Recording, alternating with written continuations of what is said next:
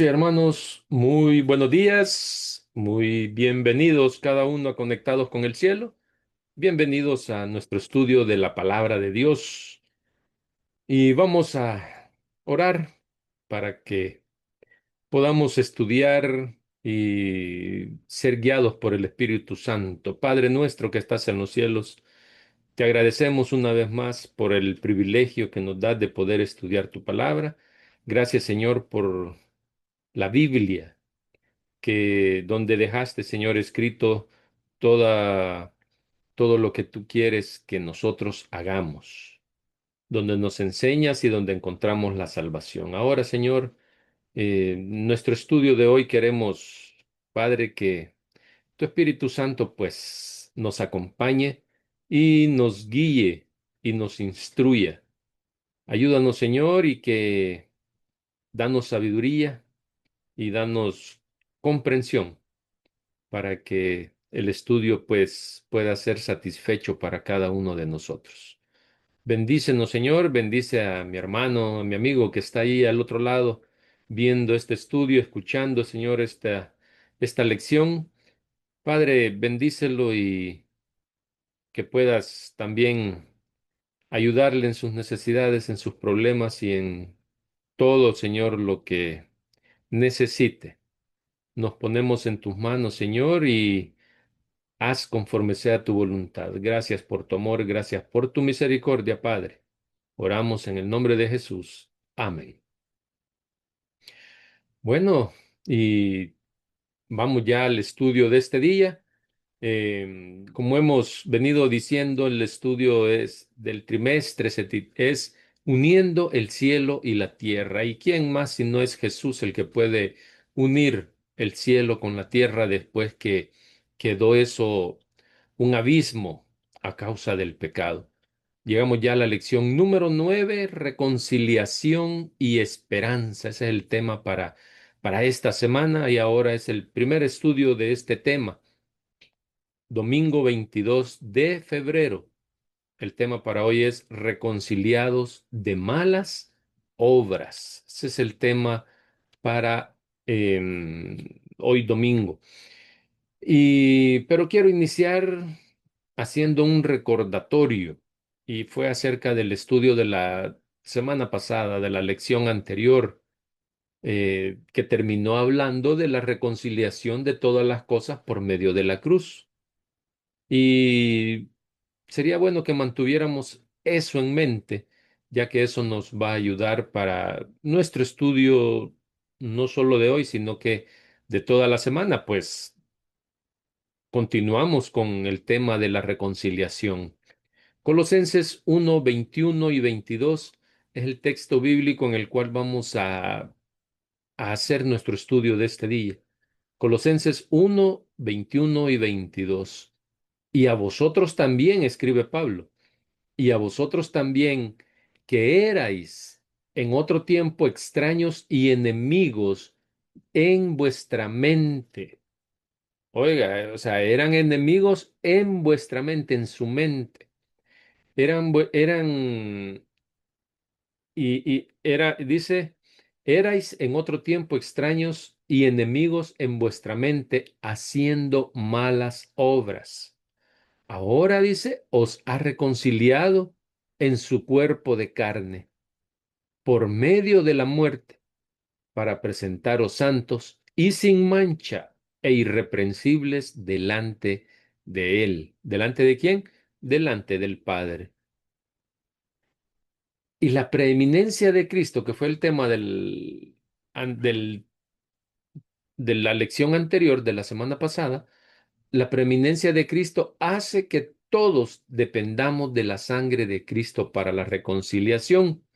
No hay nada más que nos pueda reconciliar con Dios, ¿verdad? Por ese pecado eh, que fue el que abrió la brecha, porque fue el que puso la separación entre Dios y el hombre, ¿verdad? Solamente la sangre de Cristo, la preeminencia de Cristo es la que puede hacer eso nada más. Y es que los falsos maestros En ese entonces, cuando Pablo escribió la carta a los colosenses, en en ese momento los maestros, estos maestros falsos, con falsas doctrinas, estaban sugiriendo a los colosenses, les estaban sugiriendo otros medios de reconciliación, ¿verdad? Por ejemplo, voy a mencionar uno, les estaban sugiriendo el ministerio de los ángeles y de otros espíritus. Eso es lo que estaban enseñando estas personas y por eso es que Pablo les escribe de esa manera. Y en eso debemos estar claros, que solamente por medio de la sangre de Cristo somos reconciliados con el Padre. Solo a través de la muerte de Cristo. Ya no somos vistos como extraños, como dice Pablo. Ya no somos vistos como extraños. Y si Cristo no hubiera muerto por nosotros, esa sería la condición en la que estuviéramos todavía. Pero como Cristo murió, entonces ya no somos vistos como extraños. Pablo los llama enemigos. Y es que los colosenses estaban alejados de Dios. A quien Pablo le llama enemigos es a los colosenses, ¿verdad? Pero es por eso, porque estaban ellos alejados de Dios.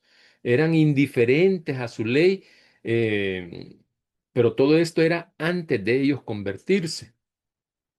Y ese modo de pensar es el que hacía que los colosenses actuaran impíamente. Esa forma de pensar también hacía que los colosenses hicieran malas obras, que hicieran obras impías. Una mente impía, mis queridos hermanos, jamás va a producir algo que no sea obras impías, obras malas. Una mente impía no va a producir jamás obras buenas. Siempre va a producir obras impías. Y por eso Pablo les recuerda aquí cuál era su estado antes de ser reconciliados con Dios. El mismo estado que nosotros teníamos antes de bautizarnos, antes de reconciliarnos con Dios también. Y luego Dios, a pesar de esa situación, a pesar de eso, eh, y los colosenses aceptaron la reconciliación con Él, ¿verdad? Porque Dios actuó a pesar de eso, los atrajo a Él. Entonces los colosenses aceptaron la reconciliación con Él. Y ahora Dios cambia la tendencia de sus pensamientos, la inclinación de sus pensamientos los cambia y los transforma a la semejanza de Cristo. Esa tendencia pecaminosa, Dios la puede cambiar en cada uno de nosotros. Qué bonito es este ministerio de la reconciliación, la verdad. Al aceptar el sacrificio de Cristo, nos reconcilia con el Padre. Cambia nuestros pensamientos que eran de continuo al mal y ahora nos presenta ante el Padre ya no como sus enemigos, sino que ahora nos presenta como sus amigos. Qué interesante, qué bonita esta secuencia, ¿verdad? Y entonces, con esa mentalidad ya diferente, ya no vamos a hacer obras malas, ya no haremos más obras malas. ¿Por qué? Porque nuestros pensamientos están de continuo ahora, ya no de continuo al mal, sino que ahora ya están de continuo en armonía con Cristo Jesús. Elena de Guay escribió en El deseado de todas las gentes en el capítulo 17 titulado Nicodemo. En la página 143, ella escribió, El deseado de toda la gente, página 143, dice, el que está tratando de alcanzar el cielo por sus propias obras, observando la ley, está intentando lo imposible, dice ella. No hay seguridad para el que tenga solo una religión legal, solo una forma de la piedad. La vida del cristiano, y esto es interesante, lo que esta oración esto que voy a leer ahorita es muy interesante. La vida del cristiano no es una modificación o una mejora de la vida antigua, sino una transformación de la naturaleza. Por eso el salmista decía que él ya no quería, él quería que Dios transformara su corazón, que Dios cambiara su corazón, porque sabía que el corazón que tenía ya no podías tener una modificación o una mejora. Y por eso Elena de Guay lo escribe acá, ¿verdad? Que el cristiano, la vida del cristiano no es una modificación o una mejora de la antigua vida, sino que es una transformación de la naturaleza. Se produce una muerte al yo y al pecado y una vida enteramente nueva, dice Elena de Guay.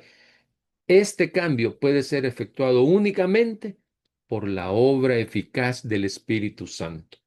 Por más que nosotros hagamos, no vamos a poder cambiar. Solamente es el Espíritu Santo el que puede hacer ese cambio en nosotros. Más clarito no lo puede decir Elena de Guay, más clarito no lo pudo escribir, ¿verdad? Para cada uno de nosotros. Cualquier obra que hagamos no tiene sentido si Cristo no va de por medio. No vale. No vale, va a ser una obra impía. Nuestro corazón quedará en armonía con Dios cuando nuestra naturaleza sea transformada, dice él. Y cuando esa transformación se dé, habremos pasado de la muerte a la vida, del pecado a la santidad. Y entonces el pecador terminó su vida de separación con Dios y ahora comienza una nueva vida de reconciliación, una nueva vida de fe, una vida de amor, porque ahora ya vive en armonía con Dios cuando su corazón ha sido transformado. Bien, cuando Pablo les dice que en la cita que leímos, ¿verdad? En Colosenses, cuando Pablo les dice que os ha reconciliado en su cuerpo de carne, Pablo está hablando de la encarnación de Cristo. Ahí está otro texto que nos asegura que Cristo tomó forma de humano, la reencarnación de Cristo. Porque ya había muchos también que estaban enseñando que si Jesús era divino, él no podía tener cuerpo humano, porque el cuerpo humano es pecaminoso. Y hay muchos que enseñan eso también hoy en día, que enseñan que Jesús no dejó su parte divina y la usó, y que por eso Jesús pudo eh, vencer el pecado, ¿verdad? Porque humanamente él no lo podía vencer. Entonces, eh, como es diferente de nosotros, porque su parte divina, esa de parte divina, nosotros no la tenemos, entonces hoy en día también predican muchos esa falacia, esa mentira. Y Jesús, con su humanidad, dependiendo del Espíritu Santo, logró vencer el pecado. Y ese es el ejemplo que nosotros tenemos, ¿verdad? Si no, no fuera un ejemplo para nosotros Cristo Jesús, porque la divinidad de Él nosotros nunca la tuviéramos, nunca la vamos a tener para poder vencer el pecado también. Entonces, Jesús tomó la humanidad, tomó posesión de la humanidad caída para que ésta pudiera unirse de nuevo con el trono de Dios, ¿verdad? Por eso es que Jesús es el que hace la unión nuevamente, restablece esa relación del hombre con Dios, porque si él no hubiera sido humano, tampoco lo hubiera podido hacer. Pero solamente así él podía liberar al hombre de la esclavitud del pecado. Cristo logró en su cuerpo de carne la victoria de la reconciliación. Se encarnó. Fue como nosotros, fue un ser humano como cualquiera de nosotros. Jesús murió la muerte eterna por toda la humanidad, para que nosotros no tengamos que sufrirla, pero siempre y cuando aceptemos su sacrificio. Cristo no murió esa muerte primera que vamos a sufrir. Cristo sufrió la muerte eterna. Esa fue la muerte que Cristo sufrió, ¿verdad? Y de esa muerte es la que Él nos libró. Y cuando aceptamos su sacrificio, entonces nosotros vamos también a ser partícipes de la vida eterna, ¿verdad? Cuando la reconciliación haya sido alcanzada, entonces ahora somos presentados ante Jesús, por Jesús ante el Padre, ahora somos presentados como santos y sin mancha e irreprensibles, dice Pablo. Así somos presentados cuando aceptamos el sacrificio de Jesús. Jesucristo nos da sus vestiduras de justicia y ahora ya el Padre nos ve justos gracias al sacrificio de Jesús. Porque por nuestra propia cuenta jamás vamos a poder presentarnos ante el Padre justos, solo a través de Cristo, solamente aceptando su sacrificio, nosotros vamos a poder ser vistos por el Padre como alguien justo. Y aunque Satanás nos siga viendo como pecadores y nos siga acusando de pecadores ante Dios, ya hemos sido reconciliados con Dios y Dios ya no ve nuestras faltas. Y eso es lo más importante que debemos preguntarnos siempre. ¿Cómo me ve Dios? ¿Qué piensa Dios de mí? Esa apreciación divina es la que debe valer para cada uno de nosotros. Que Dios te bendiga y mañana nos vemos acá en Conectados con el Cielo siempre para un nuevo estudio de la palabra de Dios. Hasta pronto.